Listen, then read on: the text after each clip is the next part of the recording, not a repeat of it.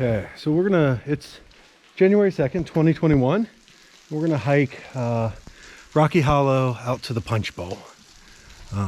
So here you'll get to see. Just strap you onto my coat and we'll take off. So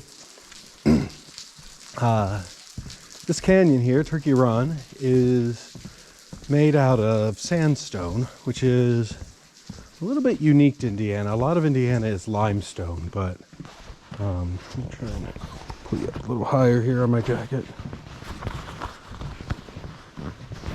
Sorry.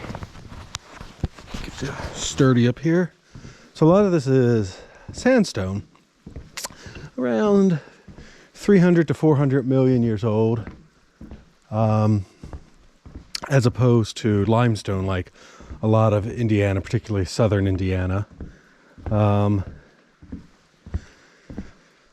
This is because when this was formed around 350 million years ago, Indiana was on the equator, and this was kind of a swampy, shallow sea area. And so over some time, millions of years, you had sediment, sand, that formed all this sandstone. This is some parts of Indiana you can find coral reefs. Terre Haute sits on top of a coral reef. But a lot of Indiana is limestone. So, but here we have sandstone, which is kind of nice because sandstone is sand, so it's almost like walking on sandpaper. So even though stuff is a little icy today, as long as we're walking on the sandstone rocks, we'll have pretty good traction. Now, if you notice, I said this is sandstone, and as long as we stay on the sandstone rocks, you might be wondering, what other rocks are there? I'll point some out as we go along, but even though this is all formed from sandstone, there are other rocks here. So here we have these three rocks, probably the most famous picture here in Turkey Run, probably most famous picture for Indiana State Parks.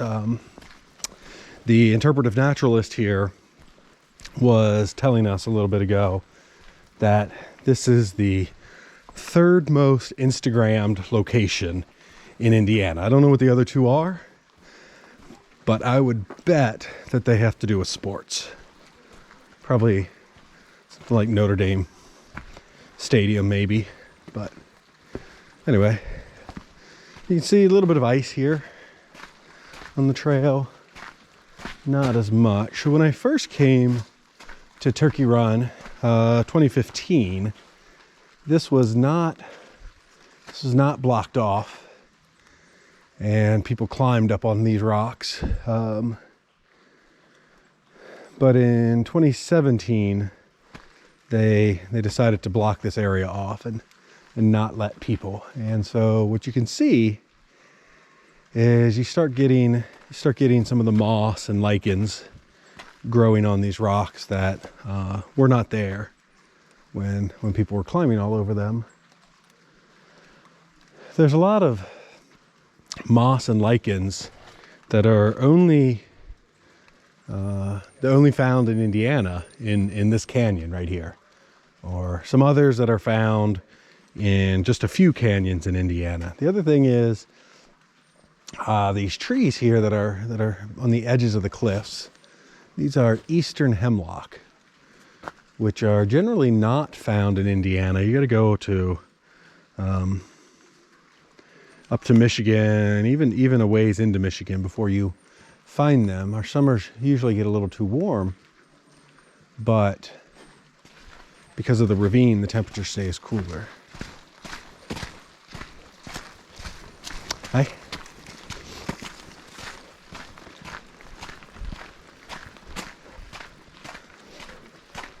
So we'll just keep hiking here. Probably be about 30 minutes for this video if I go at a good pace.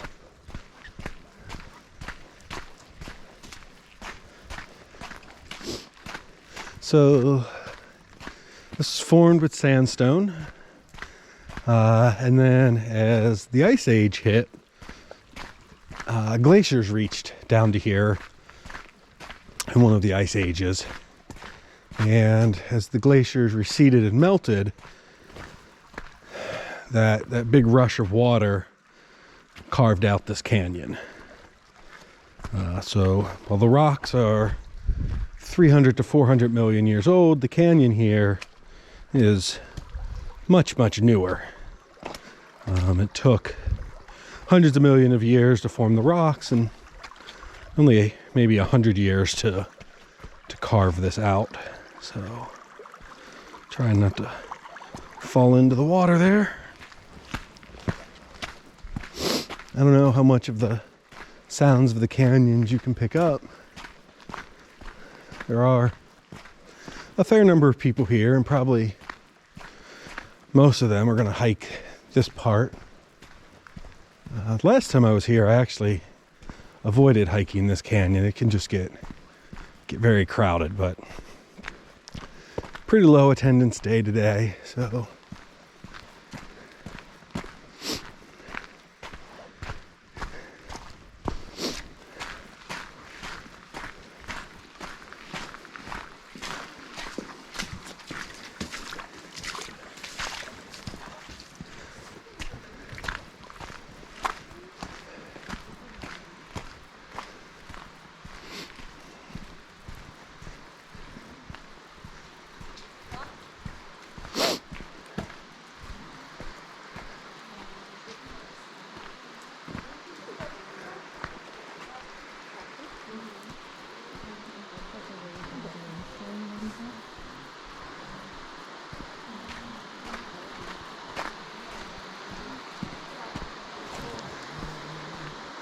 So here's an example. This rock, that is a big old hunk of granite. So in the last ice age, the glaciers picked this up, probably northern Michigan, Canada, somewhere along there. And as the glaciers expanded, pushed these rocks down. So we see a bunch of granite pieces. And notice that these granite pieces you see are they're rounded. Right? They're very round. That's because they've been rolled here from Canada, as opposed to some of the sandstone pieces where you've got flat surfaces. It's because they fell off here. But all these rounded pieces here are granite. Something I want to point out here is there's a little almost cave here. And this is because in the spring, when we get the spring thaw, a lot of water rushes through here.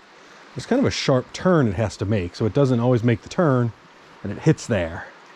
And so over the years, it just starts eroding that as the water hits there and then continues down on the turn. But yeah, we see all these granite pieces here. So these granite pieces were here, but in the mid 2010s, they really worked on expanding and widening this trail and raising it up so it's not in the water. And so they took all these granite pieces and used them to help form out the trail. So they didn't bring them in, they were here naturally from the glaciers, but they did move them and line them up. And we're coming up here, and it looks like it's almost a dead end to the trail, but surprisingly, if you continue up this waterfall, the trail continues. So we'll try to get through this waterfall here.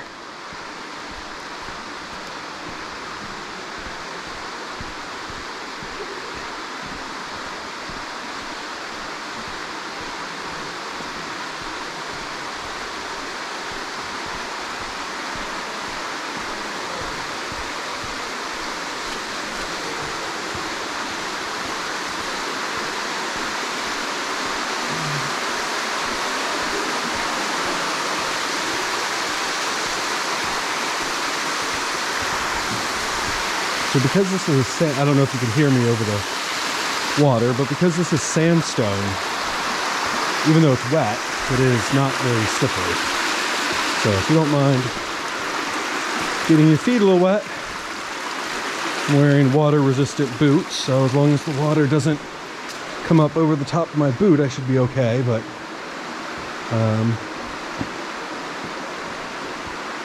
as long as you don't mind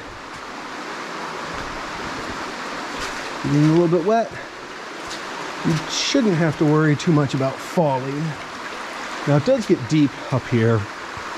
This tree kind of dams up the water a little bit, so it gets a little bit deep.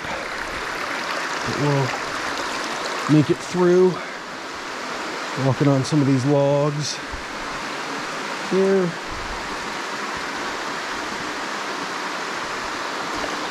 Oh, it's a little deeper than I expected right there, but I think my feet are still dry. Continue on through here. Okay. Cooled off a little bit, but I think my feet are still dry. So I'll point out, there's a little waterfall right here. Kind of some steps in the waterfall. If you follow along, there's steps in the canyon with some handholds. Those predate the park. The park became a state park in 2016. It's not 2016, 1916. And these steps and handholds have been here prior to 1916. Now, I'm gonna go through the creek right here instead of taking that way. Again, it's sandstone, so it's not slick. If it was icy, it'd be slick, but you just gotta get through here.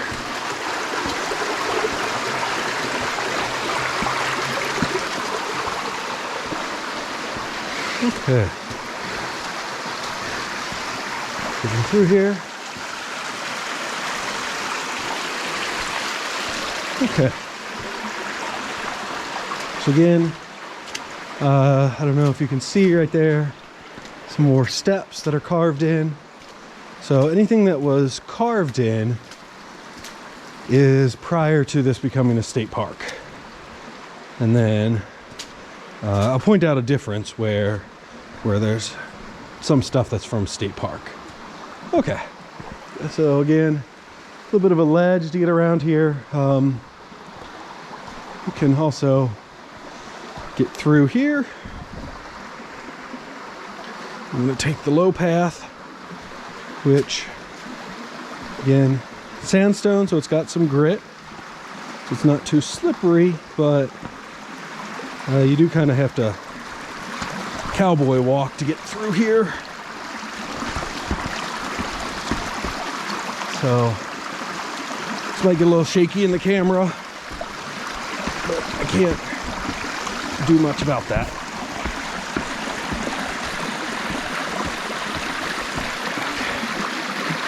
See if I can make this without falling now. There we go. Got through there. Okay, that's the path I just went through. Okay. So it looks like this will end up being about a 15-minute video here because I'm almost to the punch bowl. Take a little sidetrack up here though. And point out. So right here, you can see some steps that are carved into the stone. So that is pre-state park, but then there's some stacked steps. And those are from when it became a state park. So, okay, so punch bowl, it's a little bit wet. Right, as I said, we've got pretty good flow of water coming in today. But we'll make the trip up here. I think my boots can handle a little bit more water.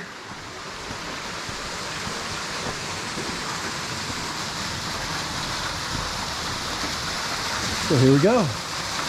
we're in the punch bowl. So I'll step up here for a little bit, do a little bit of a view so you can see around the punch bowl, but still be loud.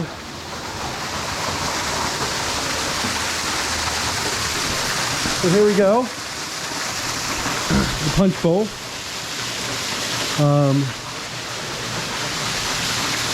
It was formed as the canyon was being formed, water eroding, but water got stuck in this area.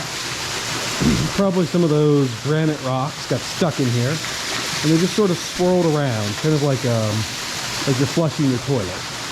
Right? It just sort of swirls around, and so if you have those granite boulders that are significantly harder than the sandstone, they slowly erode away here until we get to the punch bowl, and you can sort of see it here as well.